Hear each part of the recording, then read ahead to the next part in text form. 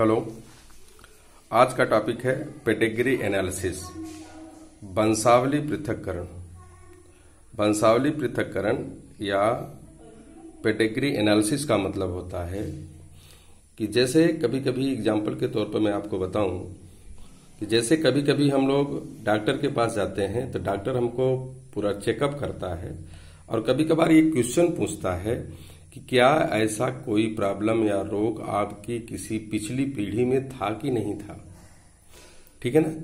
तो कहने का मतलब वंशावली पृथक्करण का मतलब ये हुआ कि कौन सा रोग पीढ़ी दर पीढ़ी जा सकता है उसका अध्ययन करना, उसको अलग से हम लोगों को जान लेना चाहिए।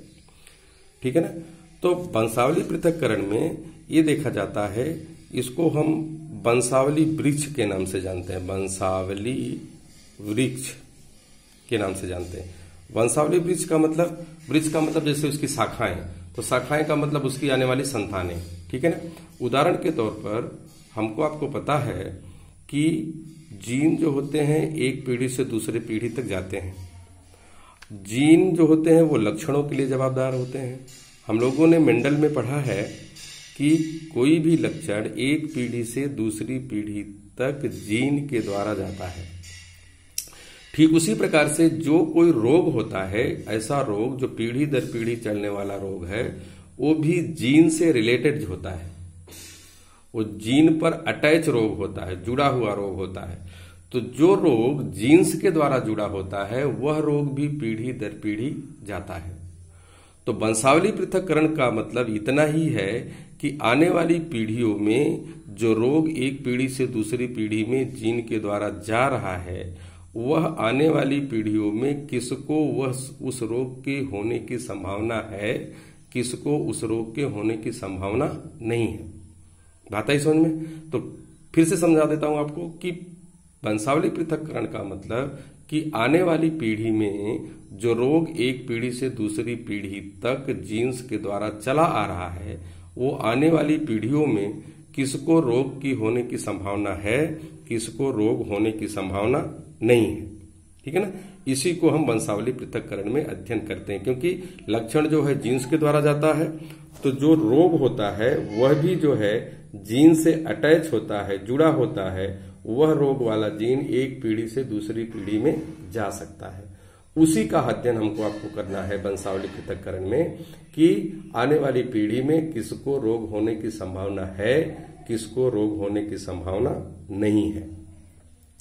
तो इसके लिए कुछ हम वंशावली पृथक्करण के लिए कुछ सिंबल हैं, कुछ चिन्ह हैं, उसको पहले हम लोग देख लेते हैं। जैसे यहां पर एक हम अगर वर्ग बनाते हैं और ये वर्ग पूरा क्या है, ओपन है, इसके अंदर फिलअप नहीं है।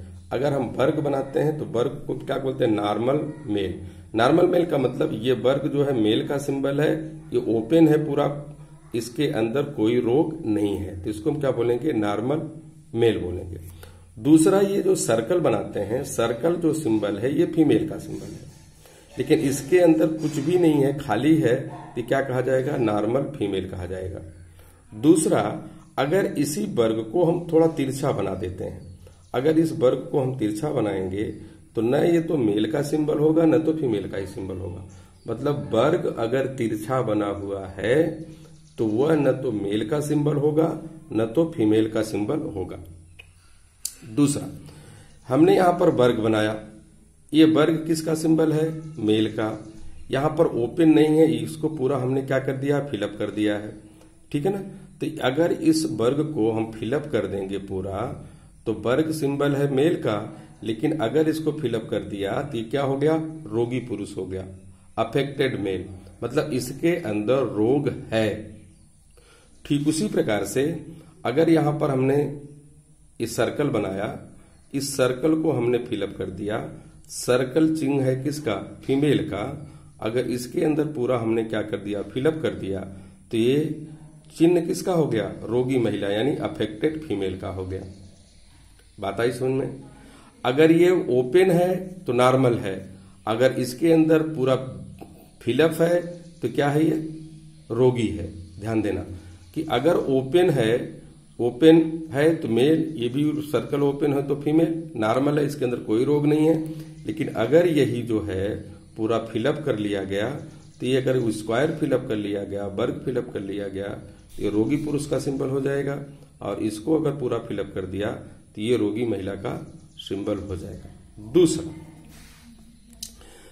ये हम क्या है, वर्ग है, ये भी वर्ग है। इस वर्ग को हमने हाफ फिलअप किया है या इसके अंदर हमने एक डॉट लगा दिया है, ठीक है ना। वर्ग को हाफ फिलअप किया है या तो इसके अंदर डॉट लगा दिया है, तो ये क्या हो गया, वाहक मेल हो गया। वाहक मेल का मतलब इसके अंदर रोग का जीन है लेकिन इनमें रोग का प्रभाव नहीं है, क्योंकि ये जीन किस अवस्था में है, अप्रभावी है। मतलब है रोग का जीन तो इसके अंदर है लेकिन रोग का लक्षण इनके अंदर नहीं है। क्यों नहीं है, क्योंकि ये किस स्वरूप में है, अप्रभावी। तो हम लोगों को पता है कि अप्रभावी जीन जो होता है वह अपना लक्षण प्रकट नहीं करता, लेकिन उससे आने वाली पीढ़ी में रोग जाने की संभावना बढ़ जाती है या रोग जाने की संभावना होती है। इसलिए वो क्या कहा जाता है, इसको वाहक। वाहक का मतलब इसके द्वारा दूसरी पीढ़ी में रोग जा सकता है, लेकिन इसके अंदर जो जीन है वो अप्रभावी है और इसके अंदर वह रोग का लक्षण नहीं है लेकिन रोग का जीन है। ठीक उसी प्रकार से ये सर्कल हमने बनाया, तो सर्कल किसका चिन्ह है, फीमेल का। इसको हमने हाफ फिलअप कर दिया। अगर हाफ फिलअप कर दिया या इसके अंदर डॉट लगा दिया तो ये जीन इसके अंदर क्या है, अप्रभावी। इसके अंदर रोग का लक्षण नहीं है लेकिन रोग का जीन है, तो क्या हो गया, वाहक फीमेल हो गया। मतलब इसके अंदर रोग का जीन है, अप्रभावी है, लक्षण नहीं दिख रहा है, लेकिन इसके द्वारा आने वाली पीढ़ी में रोग जाने की संभावना बढ़ सकती है। दूसरा, ये नॉर्मल मेल है, ये नॉर्मल फीमेल है। इसके बीच में अगर ऐसे हम लाइन करके अटैच कर देते हैं, दोनों को जोड़ देते हैं, तो ये जो लाइन है मेल और फीमेल को जोड़ने वाली, ये लाइन क्या शो करती है, मैरिज शो करती है या विवाह शो करती है। मतलब इस मेल और इस फीमेल के बीच में क्या हो गई है, शादी हो गई है, ठीक है ना। ये मैरिज को शो करती है, ठीक है। दूसरा सिंबल ये है, मतलब ये अगर मेल और फीमेल के बीच में एक लाइन ऐसे दोनों को जोड़ रही है, तो ये लाइन क्या शो करती है कि इस मेल और फीमेल के बीच में क्या हो गई, शादी हुई है, विवाह हुआ है। दूसरा, अगर हम डबल लाइन से मेल और फीमेल को जोड़ते हैं, ये मेल ये फीमेल, अगर डबल लाइन से जोड़ते हैं तो डबल लाइन से जोड़ने का ये मतलब है कि इन दोनों का रुधिर समूह एक है, रुधिर का blood group same blood group के दोनों हैं। अगर डबल लाइन से इसको जोड़ते हैं तो ये शो करता है कि दोनों का ब्लड ग्रुप सेम है, समान रुधिर समूह के बीच में क्या हो गई, मैरिज हो गई, शादी हो गई। दूसरा, अगर ये मेल और फीमेल, यहां पर ये लाइन मैरिज शो कर रहा है, यहां से जो नीचे लाइन आएगी, ये नीचे लाइन उसकी आने वाली क्या शो कर रहा है, आने वाली उसकी पीढ़ी दर्शा रहा है। ये उसकी मतलब ये लाइन क्या है, इस मेल और इस फीमेल की जो आने वाली पीढ़ी है, ये लाइन शो कर रही है। देख रहे हैं, आने वाली पीढ़ी इसकी लाइन शो कर रही है। बात आई समझ में। अब इसके बाद देखिए, अब इसके बाद हम चार्ट कैसे बनाते हैं। चार्ट देखिए, यहां पर फीमेल है, ये मेल है, इनके बीच में अंडरलाइन हो गई, मैरिज हो गया। इसके बाद ये लाइन आने वाली पीढ़ी, तो ये क्या हो गई, इसकी पेरेंट जनरेशन हो गई। पेरेंट जनरेशन मतलब इस महिला और इस पुरुष से मान लीजिए कि 1 2 3 4 संतानें हुई। 4 संतानें में 2 मेल हैं और 2 फीमेल हैं, ठीक है ना। तो अब ये जो पीढ़ी कही जाएगी, इसकी ये पीढ़ी क्या कही जाएगी, फर्स्ट जनरेशन कही जाएगी, पहली जनरेशन कही जाएगी। इसकी जो ये पीढ़ी आई, कैसी जनरेशन हो गई, पहली जनरेशन हो गई। अब मान लीजिए कि इसमें से किसी एक मेल की शादी दूसरे फीमेल से करवाई गई, ठीक है ना। इसकी शादी इससे करवाई गई, दोनों के बीच में अंडरलाइन है। अब आने वाली ये इसकी संतानें हो गई। अब इसकी जो संतानें ये आ रही हैं, ये कौन सी जनरेशन हो जाएगी, सेकंड जनरेशन हो जाएगी, ठीक है ना। फिर मान लीजिए कि इस फीमेल की शादी इस मेल के द्वारा करवाई गई, देख रहे हैं ना। तो ये क्या हो गया, आने वाली संतानें। अब ये आने वाली जो संतानें हो गई, इसकी कौन सी जनरेशन हो गई, थर्ड जनरेशन। तो कहने का मतलब ये जो हो गया ये फर्स्ट जनरेशन, ये जो हो गया ये सेकेंड जनरेशन, और ये जो हो गया ये थर्ड जनरेशन। तो जनरेशन को रोमन अंक में लिखते हैं, फर्स्ट सेकेंड थर्ड लिखते हैं। इस प्रकार से अगर ये जनरेशन शो करते हैं तो ये generation, first generation, second generation, third generation, fourth generation, fifth generation, इस प्रकार से ये जनरेशन आगे जो है बढ़ती चली जाएगी। तो इसी को बोलेंगे वंशावली वृक्ष, या बोलते हैं इसको मेंडेलियन ट्री बोलते हैं, ठीक है ना, या पेडिग्री ट्री बोलते हैं, वंशावली वृक्ष। मतलब ये देखिए इसकी शाखाएं जो है बढ़ती चली जा रही हैं। तो ये पहली पीढ़ी, ये दूसरी पीढ़ी और ये तीसरी पीढ़ी, इस प्रकार से इसको चार्ट के द्वारा शो करते हैं, ठीक है। अब देखिए इसके अंदर जो रोग हमको पढ़ना है, इसके अंदर जो हमको रोग पढ़ना है उसको कहते हैं मेंडेलियन डिसऑर्डर या मेंडलीय विकार बोलते हैं। मतलब ऐसे कौन से रोग हैं जो एक पीढ़ी से दूसरी पीढ़ी में जा सकते हैं, जिसका अध्ययन हम वंशावली पृथक्करण के द्वारा कर सकते हैं, ठीक है ना। कि ऐसे रोग जो एक पीढ़ी से दूसरी पीढ़ी में जा सकते हैं उनका अध्ययन हम इस सिंबल के आधार पर कर सकते हैं। तो उसमें से पहला रोग है हीमोफीलिया।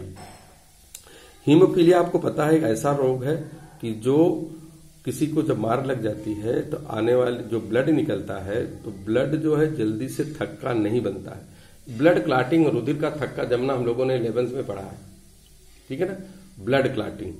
तो हीमोफीलिया में चोट लगने पर रुधिर का थक्का जल्दी नहीं बनता है, इसलिए ज्यादा ब्लीडिंग हो जाती है, कभी कभी रोगी जो है मर जाता है।